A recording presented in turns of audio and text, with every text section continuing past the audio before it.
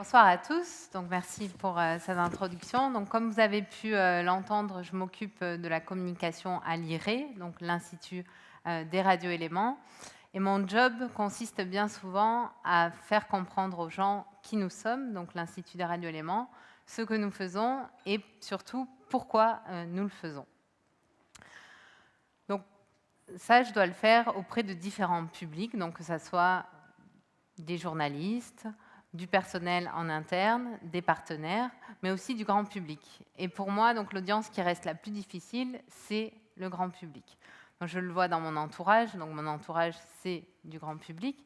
Donc, quand j'ai changé de job il y a 4 ans, donc je venais du pharmaceutical pur, comme ça a été dit dans l'introduction. Et donc, j'expliquais à une amie, voilà, maintenant, je travaille dans le secteur de la médecine nucléaire. Elle n'a retenu que le deuxième mot, nucléaire.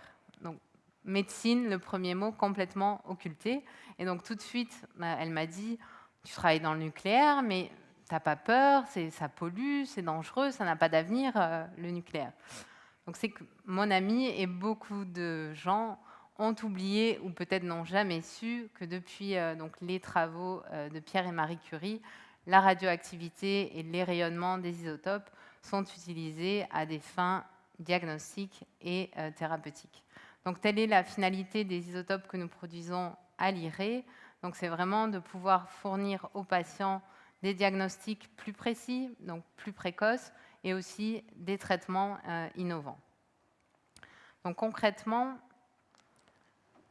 les isotopes donc, que nous produisons à l'IRE vont être couplés à ce qu'on appelle donc un vecteur moléculaire pour former un radiopharmaceutique. Et c'est ce radiopharmaceutique qui va être injecté au patient. Et donc le vecteur moléculaire va permettre d'amener donc le radioisotope vers l'organe ou le tissu que l'on cherche à imager dans le cadre du diagnostic ou alors à détruire dans le cadre de la thérapie en oncologie. Donc la question qu'on va se poser, c'est comment va-t-on choisir donc, le radioisotope pour former ces radiopharmaceutiques. Donc il y a plusieurs critères qui entrent en jeu, mais il y a un critère qui est particulièrement important, c'est le temps de demi-vie du radioisotope. Donc qu'est-ce que la demi-vie d'un radioisotope? C'est le temps pour qu'un radioisotope ait perdu la moitié de son activité.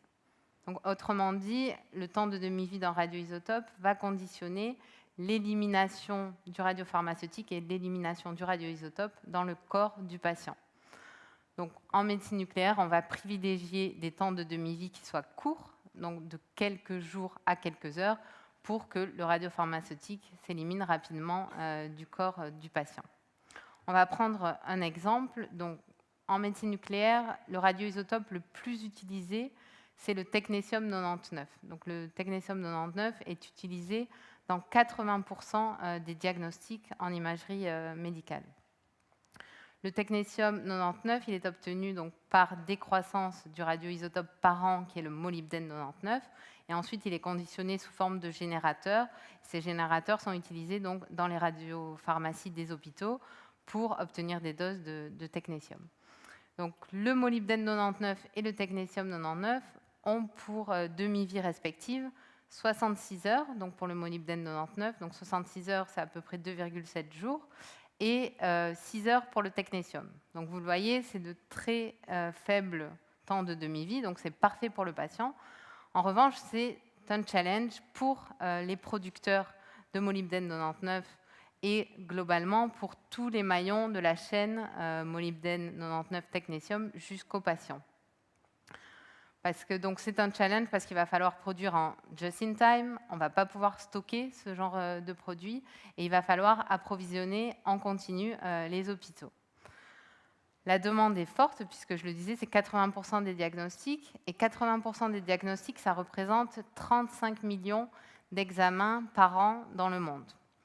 Et la Belgique, donc notre petit pays, représente 25% de cette production mondiale.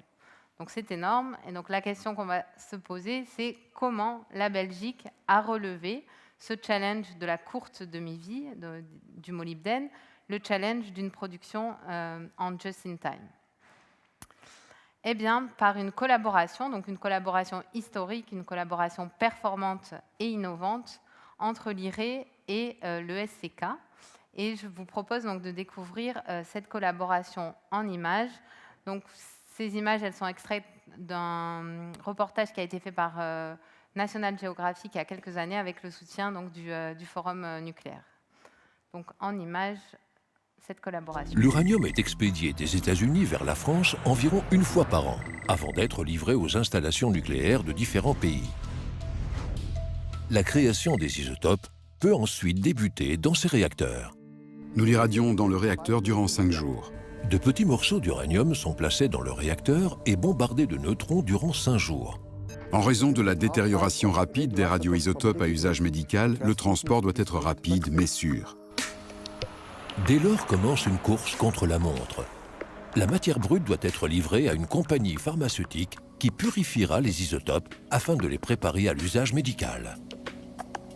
Le conteneur principal du BR2 est déchargé à l'IRE, l'une des rares compagnies produisant des isotopes médicaux dans le monde. Mais comment l'IRE prépare ces isotopes pour l'usage médical? Comparons la matière nucléaire produite au BR2 à un bouquet de fleurs. Cette matière ressemble à un bouquet aux couleurs nombreuses et variées. Tel ce bouquet multicolore, la cible émet des éléments radioactifs nombreux et variés. Mais un seul type d'élément sert à l'usage médical. L'IRE doit donc enlever tous les autres, comme le technétium 99, produit par la détérioration radioactive du molybdénum 99, utilisé en médecine. Donc, comme vous avez pu l'entendre, donc, cette collaboration, c'est une véritable course contre la montre, une organisation sans faille, un processus bien rodé qui ne laisse pas place à l'improvisation. Donc, depuis l'irradiation des cibles donc, à mol dans le réacteur BR2, donc ça va durer 6 jours, et puis ensuite 12 heures pour extraire et purifier le molybdène à l'IRE. Et ensuite, donc, le molybdène va poursuivre sa route jusqu'aux hôpitaux, donc jusqu'aux patients. Donc, une collaboration entre les 2 centres belges qui permet chaque année à 7 millions de patients de bénéficier d'un examen avec le bon radioisotope au bon moment. Donc, un véritable enjeu de santé publique autour de cette collaboration. Donc, cette collaboration elle a permis de relever le challenge de la production en just-in-time, le challenge de la demi-vie. Il y a un autre challenge dans la production du molybdène, c'est celui des résidus irradiés. Donc je dis expressément résidus irradiés et non pas déchets nucléaires comme on a l'habitude de l'entendre, puisque contrairement à ce qu'on peut penser, donc, les isotopes donc, qui ne sont pas utilisés pour l'usage médical et donc qui restent après purification et extraction donc, des isotopes restent des éléments qui sont encore valorisables. La problématique, c'est qu'ils ont des demi-vies importantes, donc il va falloir les éliminer. Et donc depuis des années, l'IRE cherchait une solution structurelle pour éliminer donc, ces matières irradiées qui sont issues du processus de production du molybdène, pour évacuer donc, ces matières de son site, qui sont entreposées aujourd'hui avec toute la sécurité nécessaire que ça implique. Et ce n'est que récemment, donc en décembre dernier, qu'une solution non seulement structurelle, mais aussi innovante a été trouvée pour ces résidus irradiés, donc ces matières irradiées. Donc cette solution, elle a été trouvée grâce, encore une fois, à une collaboration avec l'ESCK. Et elle s'est concrétisée donc, par la signature d'un partenariat public-public, donc qui s'appelle RECUMO. Et RECUMO, c'est vraiment une première dans le monde, puisque pour la première fois, donc, les matières irradiées, donc, qui sont issues du processus de production du molybdène, vont retourner à MOL. Et donc MOL, en partenariat avec l'IRE, a développé un processus tout à fait innovant qui va permettre de retraiter, de recycler ces matières irradiées pour en faire donc, soit de la matière pour les combustibles, soit de nouveau de la matière pour produire de nouveaux radioisotopes. Et dans ce cas-là, donc, les matières repartiront à l'IRE. Donc on a véritablement une boucle qui s'installe donc entre le SCK à Mol et l'IRE à Fleurus, et un écosystème belge qui s'installe entre les 2 centres experts en Belgique. Donc Recumo, c'est vraiment une approche sustainable, donc durable, avec un fort impact économique, puisque Recumo assure la sécurité d'approvisionnement en isotopes médicaux, puisque je vous ai montré la boucle est bouclée au niveau de la production. Donc ça, c'est un premier enjeu. Recumo assure aussi la sécurité au niveau de l'environnement, puisqu'on a trouvé une solution à long terme pour ces matières irradiées, et c'est une solution qui permet de recycler donc ces matières-là. Et puis Recumo a aussi un impact social, puisque donc le savoir-faire, la technologie reste en Belgique, et surtout Recumo va créer de nombreux emplois à l'IRE, mais surtout à Mol, où de nouvelles installations vont être construites pour pouvoir recycler ces matières. Donc des collaborations qui ont un impact fort au niveau de la santé publique, au niveau de l'environnement, au niveau économique et social. Donc on a vu des collaborations donc, autour d'un isotope de diagnostic, donc le molybdène 99. Qu'en est-il des isotopes de thérapie? Donc aujourd'hui, en médecine nucléaire, il y a un isotope qui a vraiment le vent en poupe et qui est sous les feux de projecteurs, c'est le lutetium-177. Le lutetium-177, notamment grâce à l'approbation donc, du médicament Lutathera. Donc Lutathera a été approuvé aux États-Unis et en Europe il y a 1 an et demi, et est devenu une référence dans le cancer, dans les tumeurs neuroendocrines. Donc ce médicament a vraiment drivé la demande en lutécium. Il y a aussi une autre molécule donc, qui est le PSMA 617, donc on va coupler au lutetium 177, qui est encore en phase clinique, mais qui a un fort potentiel, puisque vous le voyez sur ces images-là, donc c'est un patient atteint de cancer donc, de la prostate. On voit sur l'image A qu'il a beaucoup de métastases, donc beaucoup de lésions. Et puis dans cette étude, il a reçu donc 3 cycles de lutécium marqués au PSMA. Et on voit sur l'image B que les résultats sont assez spectaculaires. Le patient n'a plus de métastases.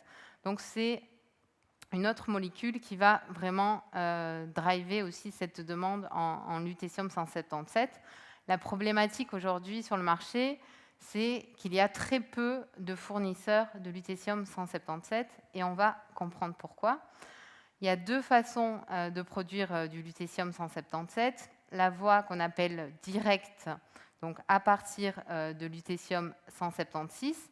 C'est une voie relativement facile, peu coûteuse, mais qui a un inconvénient majeur, c'est celui de générer donc, une impureté, un résidu de longue demi-vie, vous voyez 160 jours, et donc comme je le disais au début de ma présentation, c'est ce qu'on veut éviter en médecine nucléaire, d'avoir des isotopes avec des longues demi-vies. Donc pour les hôpitaux, c'est ingérable d'avoir ce type de résidus dans les hôpitaux, et pour les patients, ce n'est pas du tout acceptable puisqu'ils doivent rester plusieurs jours hospitalisés au moment où ils sont injectés. Donc cette solution, vous l'aurez compris, ne correspond pas du tout à la demande du marché, à la demande des hôpitaux, de nos clients et de leurs patients.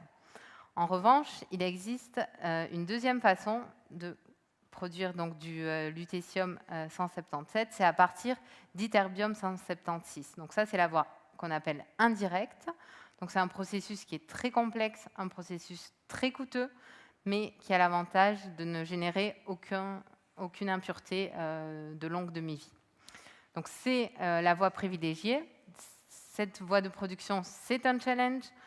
Il y a très peu de producteurs qui tentent de relever ce challenge, mais vous l'aurez compris, la Belgique n'a pas peur des challenges, et donc une fois de plus, l'IRE et le SCK ont décidé de relever ce challenge de la production indirecte de lutetium 177, et donc ont signé à la fin de l'année dernière une lettre d'intention qui devrait se concrétiser dans les prochains mois par un partenariat pour produire du lutetium 177. Comme je l'ai dit, la demande est forte, donc c'est un véritable enjeu de santé publique pour nos patients.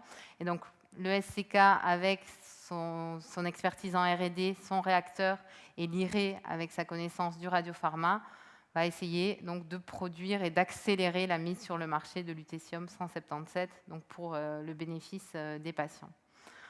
Donc on l'a vu, des collaborations entre les deux centres belges très fortes, donc que ce soit pour des molécules de diagnostic ou de thérapie, qui répondent à des enjeux donc, de santé publique, des enjeux environnementaux et des enjeux économiques et sociaux en Belgique. Au-delà de ces collaborations, donc, il en existe d'autres, des collaborations, puisque la Belgique fourmille d'entreprises dans l'industrie de la médecine nucléaire. Et d'ailleurs, donc, Train Tendance signait l'année dernière un article qui disait donc, « La médecine nucléaire, discrète pépite de l'économie belge ». Moi, j'ai envie de dire, pas si discrète que ça, si on en croit cette statistique donc, qui nous dit que dans le monde, un hôpital sur 3 utilise aujourd'hui une technologie belge. Donc, continuons les collaborations. Une soirée comme ce soir est l'occasion d'en créer de nouvelles. Et donc, continuons le Made in Belgium qui nous assure donc, un leadership en médecine nucléaire. Donc, voilà. Merci beaucoup et bonne soirée.